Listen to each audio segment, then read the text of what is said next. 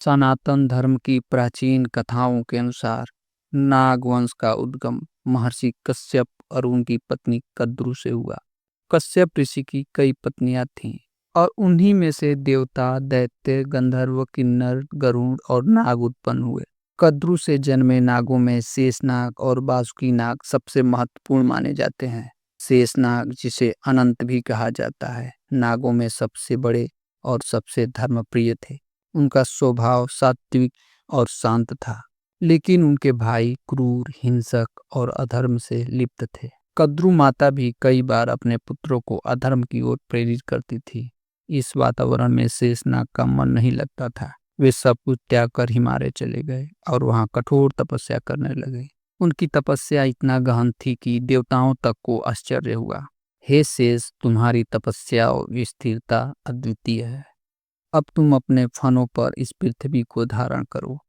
जब तक तुम स्थिर रहोगे तब तक यह सृष्टि स्थिर रहेगी।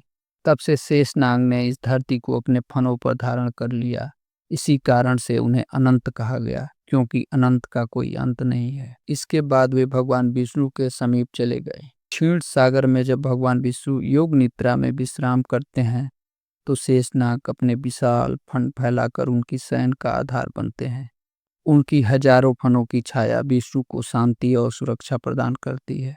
इसीलिए हर युग में शेषनाग भगवान विष्णु के साथ अवतार लेते हैं।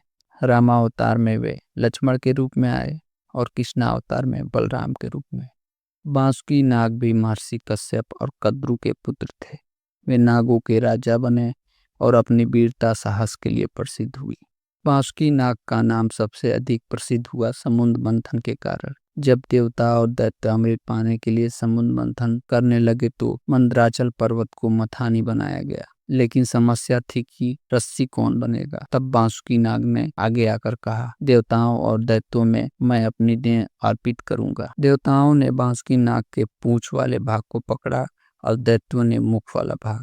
मंथन आरंभ हुआ। मंथन के समय बांसुकी नाग ने जो अग्नि और धुआं छोड़ा, उसे दैत्यों को कष्ट हुआ, लेकिन देवताओं को लाभ मिला। मंथन के समय सबसे पहले कालकूट विष निकला। वह विष इतना भयंकर था कि संपूर्ण सृष्टि नष्ट हो सकती थी।